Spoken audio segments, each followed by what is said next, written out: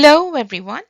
Now that we've completed our study of the sine function graph, we are ready to begin our analysis of the cosine graph. Both the graphs are similar in the sense that they are symmetric curves. However, the maximum point and the minimum point of the cosine function graph locations are different from that of the sine function graphs. We are going to study the behavior of the cosine function graph using this unit circle. We are going to look at the point on the quadrantal angles. A quadrantal angle is formed when the terminal side of an angle rests on the x or y axis. And the point where the terminal side intersects the circumference of the unit circle has coordinates as follows. When the angle value is 0, the x and y coordinates of the point would be 1, 0. At pi over 2, the coordinates of this point here on the unit circle would be 0, 1. At pi, it's -1, 0. At 3 pi over 2, it's 0, -1. And at 2 pi radians, which is the same position as where the 0 radian angle was, we are back to the same point 1, 0.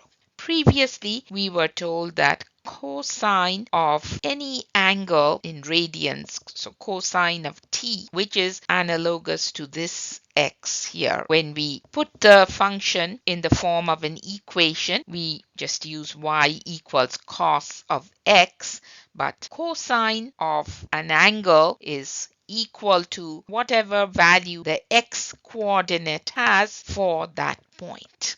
All right. So when the angle value is 0 radians, the cosine is a value of 1, which is the x coordinate of this point. When the angle value measures pi over 2, cosine of pi over 2 is 0, which is again the x coordinate of this particular point. For the pi radian angle, cosine is going to take a value of -1. For 3 pi over 2, cosine is a value of 0. Again, this is the x coordinate of this point. And then when we come back to 2 pi, our cosine value is 1. So what we notice is we begin from 1 for cosine function, and then cosine becomes a 0 at pi over 2. Then it drops further to -1, and then it starts increasing to 0. Then at 2 pi, it's back to where it had started. It has the same function value as what it was for a 0 radian angle. So in this table, they have different values for the angles in each of the quadrants between 0 and 2 pi and their corresponding cosine of the angle measures. When x is 0, y is 1. When the angle measure is pi over 6, it's square root over 3 by 2. At pi over 3, it's 1/2. At pi over 2 is 0. So what do we notice about the pattern of the cosine function values?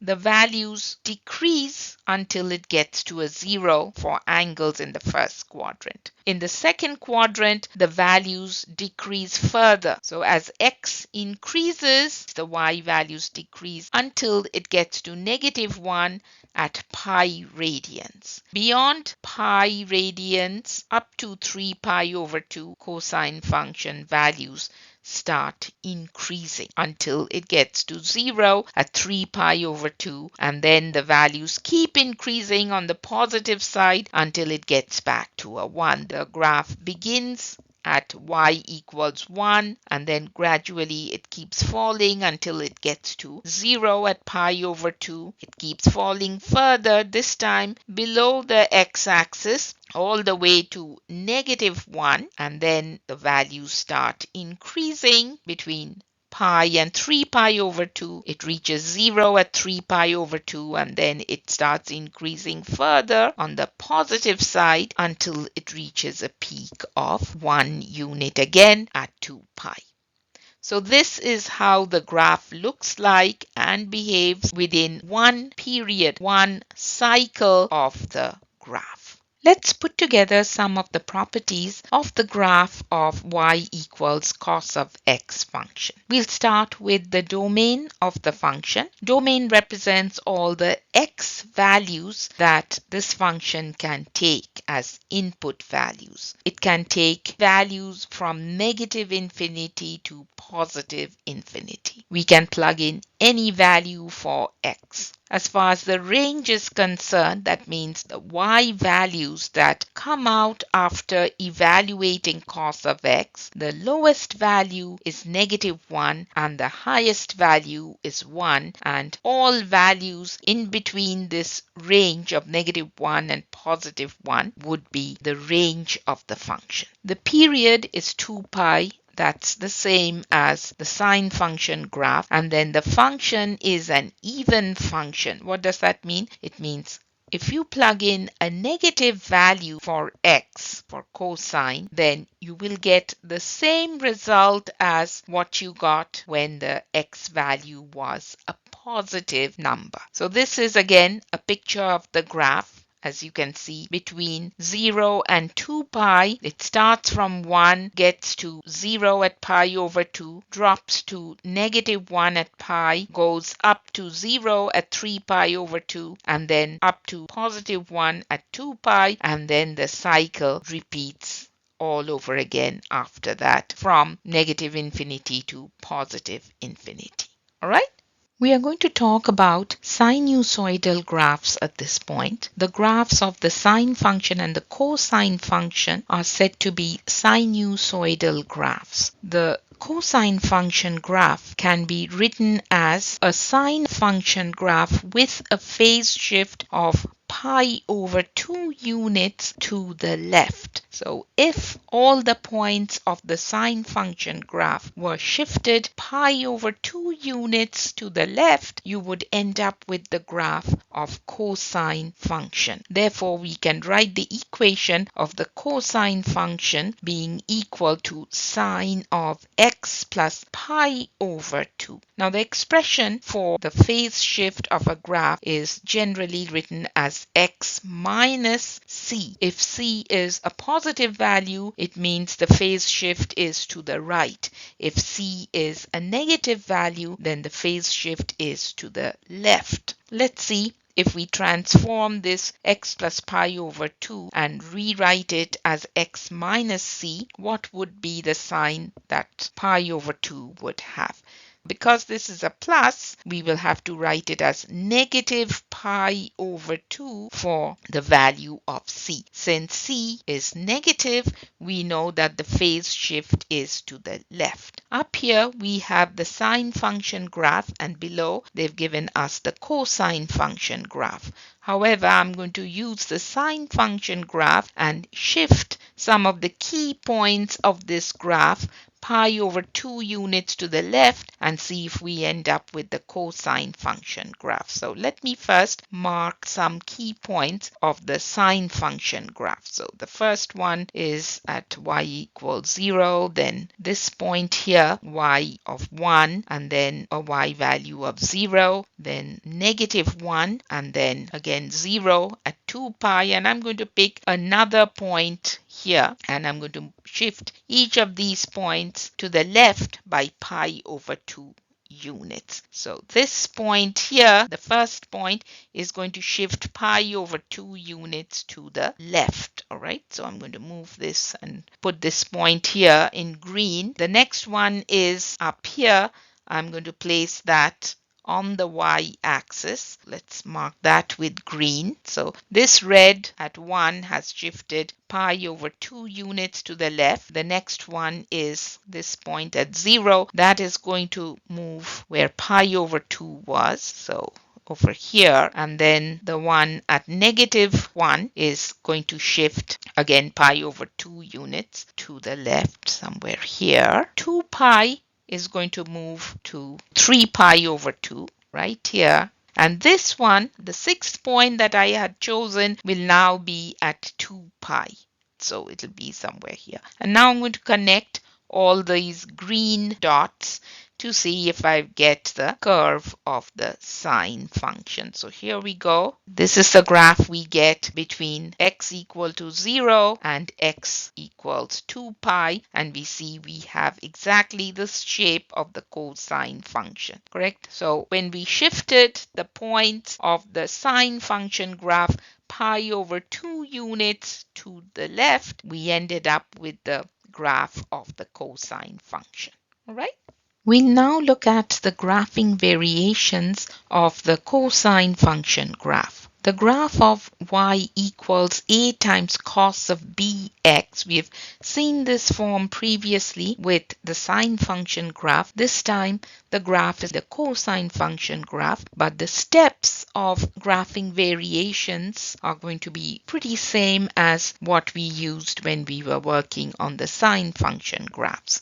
A represents the amplitude, so the absolute value of A will tell us how much the graph is going to rise above the x-axis and how much it's going to fall below the x-axis. The period of the graph is determined using this formula. The period of the basic cosine function graph is 2 pi. If there is a b being multiplied with x, then you take the value of b and divide 2 pi by b. That will give you the period of this variation of the function. So the amplitude, which is the distance above or below the x-axis, is represented by the value of a, whereas the period of the graph, that means the interval within which the graph will complete one cycle, is 2 pi over b. The period is along the x-axis, amplitude is along the y-axis. Let's look at an example of graphing a function of the form y equals a times cos of bx. The question says here, determine the amplitude and period of the function which is y equals -4 times cos of pi x. The first thing we must do is identify the values of a and b. Again, the form is a times cos of b times x. Therefore, a has a value of -4 and b would have a value of pi in this case. But when we talk about the amplitude, amplitude is really the absolute value of a. So absolute value of -4 is going to be a +4, which tells us that the graph is going to rise up to 4 units above the x-axis and fall 4 units below the x-axis. The period of the graph, you take the period of the basic cosine function, which is 2 pi, divided by b. In this case, b is equal to pi. So 2 pi divided by pi is 2 units. So the graph is going to complete one cycle between 0 and 2. The second step is to find the values of x for the 5 key points. In order to find the distance we must place between the 5 key points starting from 0, we have to first take the period we found in step 1 and divide that by 4. So period that you found in step 1 divided by 4 is 2 divided by 4, which is 1/2. And now we have to keep adding 1/2 to each point as we move along from 0 to 2 pi. So let's do that here. We start with x sub 1 equal to 0. For x sub 2, we have to add 1/2 to 0. So the next point is going to be 1/2. X sub 3 is 1/2 added to the 1/2 of x sub 2, which is a 1. The next one is 3 over 2 because you've added 1/2 to the 1 of x sub 3. And finally, we will have 2 for x sub 5 when we add 1/2 to 3 over 2. So the 5 key points would be 0, 1/2, 1, 3 over 2, and 2. In step 3, we'll be evaluating the values of y using the x values of the 5 key points. We'll plug in these x values into the equation here, y equals -4 times cos of pi times x, and we will come up with the 5 ordered pairs that we are eventually going to plot on our xy coordinate plane, connect them with a smooth curve, and get our cos function. We'll start with 0 for the first x value. We'll plug it into this equation and we will have -4 times cos of pi times 0, and we ended up with a y value of -4. Cos of 0 is a 1, so that's how they came up with a 1 multiplied by the -4 gives us a -4 for y. So the first ordered pair is 0, -4. For the second y value, we plug in half for x. We end up with -4 times cos of pi over 2, which is pi times 1/2. Cos of pi over 2 is a 0, so our y value is a 0 because -4 times 0 gives us a 0. The ordered pair is 1/2, 0. The next one, when x is 1, we get a value of 4 for y, 1, 4, and then we'll go on to the next one where we continue with the last two x values. When x is 3 divided by 2, the y value is a 0, so the ordered pair is 3 over 2, 0. Finally, when x is 2, the y value is -4. The ordered pair is 2, -4. We have all 5 ordered pairs at this point. We're going to go ahead and plot them on the graph and then connect it with a smooth curve. Here's a picture of the graph after plotting the 5 key ordered pairs that we found in step 3. We started with x equal to 0. When x was 0, y had a value of -4, and then at x equal to half, the value of y was a 0. At 1, it was a +4. At 3 over 2, y value was 0 again, and then when x was 2, we got a -4. The interval between 0 and 2 represent the period of the graph. So one cycle of the graph completes within the horizontal interval of 2 units. As far as the amplitude is concerned, that's the vertical rise or the vertical fall of the graph below the x-axis, and that is 4. Amplitude is the absolute value of A, if you recall. So it was 4. That means it falls 4 units below the x-axis and rises 4 units above the x-axis. And finally, we extend the graph to the left or right as desired or as stated in the question. So initially, we draw our graph over one period, which is 0 to 2, and then as the question may ask you or as desired, you may want to extend the interval whether on the positive x-axis or on the negative x-axis, and just extend the graph using the same cyclical pattern.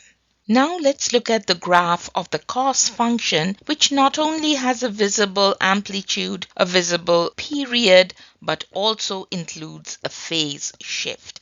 The phase shift of the graph is determined by the quantity c, which gets subtracted from b times x. So the graph of y equals a times cos of bx minus c is obtained by horizontally shifting the graph of a times cos of bx so that the starting point of the cycle is shifted from x equal to 0 to x equal to c divided by b. Before the phase shift was included, the cycle of the graph started from x equal to 0. Once we include the phase shift in it, the graph will not start from 0 anymore. It will start from x equal to c divided by b. b. So you have to take the value of c divided by b, and that will give you the starting point of the cosine function graph. Now recall, if c divided by b is greater than 0, the shift is to the right. If c divided by b is less than 0, the shift is to the left. And c divided by b is called the phase shift. The amplitude and the period remains the same. The period is obtained by taking 2 pi, which is the period of the basic cosine function, and you divide 2 pi by b to get the period of the particular function that we are working with. So the process is very similar to what we learned when we looked at graphs of the sine function. Let's work through an example of graphing a cosine function which has a phase shift included in it, in addition to the amplitude and a different period. The first step in any graphing is to identify the amplitude, period, and the phase shift. The equation given to us is 3/2 times cosine of, within brackets, 2x plus pi. In order to identify the amplitude, period, and the phase shift correctly, it's very important to first know the exact form of the transformed equation. So right below the given equation here, I'm going to write the general form of the equation, which is a times cos of b times x minus c. So a is 3/2, b is going to be 2. So just align the values. A is 3/2, b is 2. Now c is not pi, but it is negative pi, because in the general form of the equation there's a minus c. However, in the equation given to us there's a plus pi. So we have to rewrite the plus pi in exactly the form that's given here, which is minus c. So I'm going to extract a minus from the plus, and then we will be left with minus pi, because eventually minus times minus will give us back the plus. So rewrite the equation in the exact general form, and that will help you identify the values of a, b, and c. So now that we have identified the values, let's look up what comes here.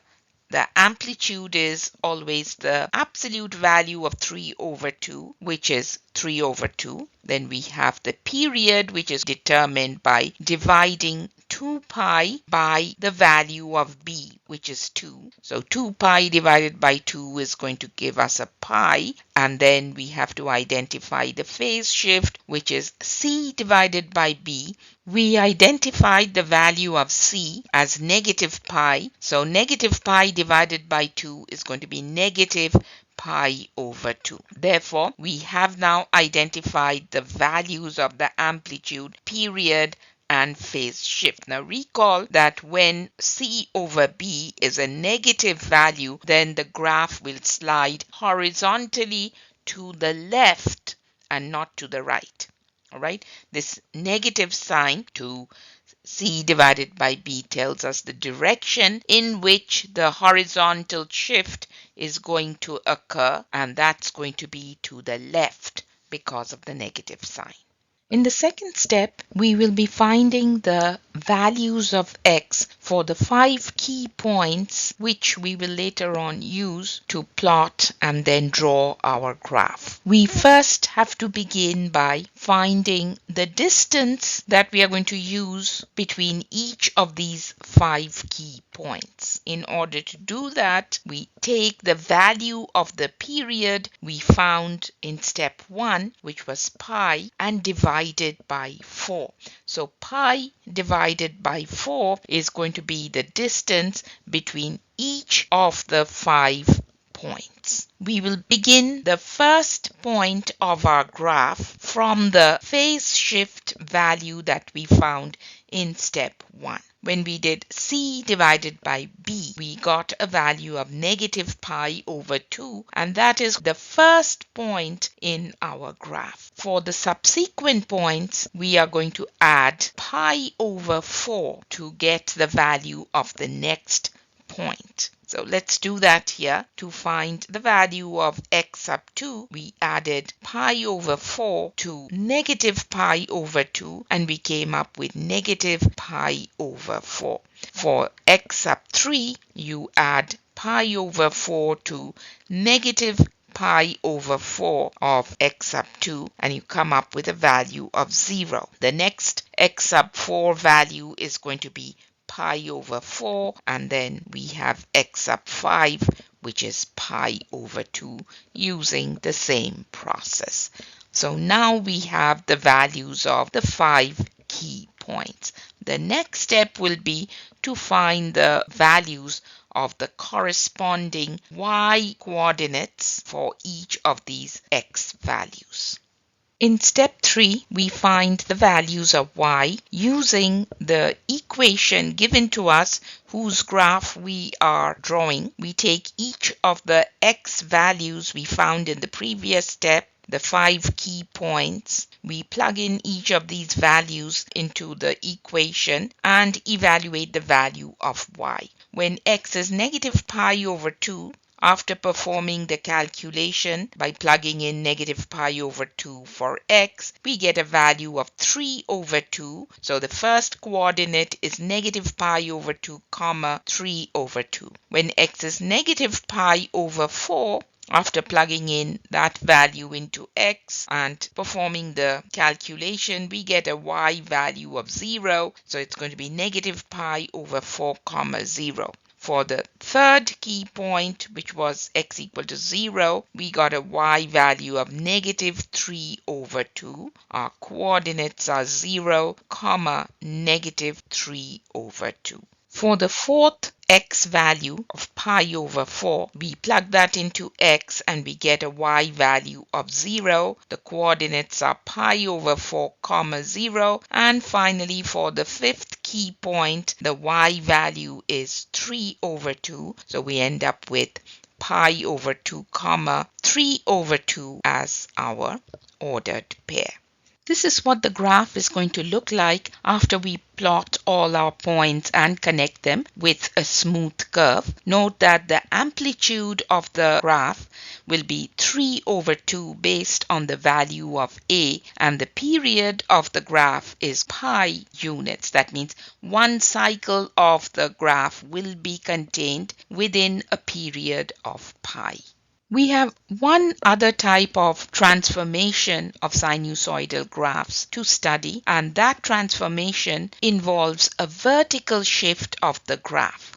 When we add a quantity, let's call that d, to the graph of a times sine or cos of bx minus c, we experience what's called a vertical shift of the graph.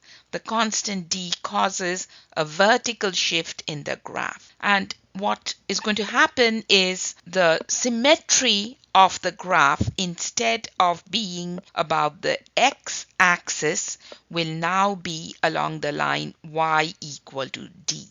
Without the vertical shift, the graph has a symmetry about the line y equal to 0, which is the x-axis.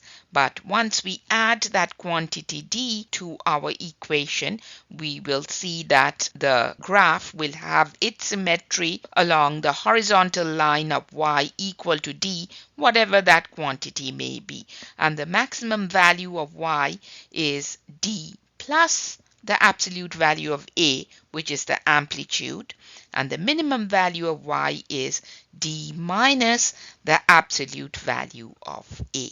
We are going to go through an example to see how the vertical shift changes the graph, transforms the graph. However, the broad steps of drawing the graph will still remain the same.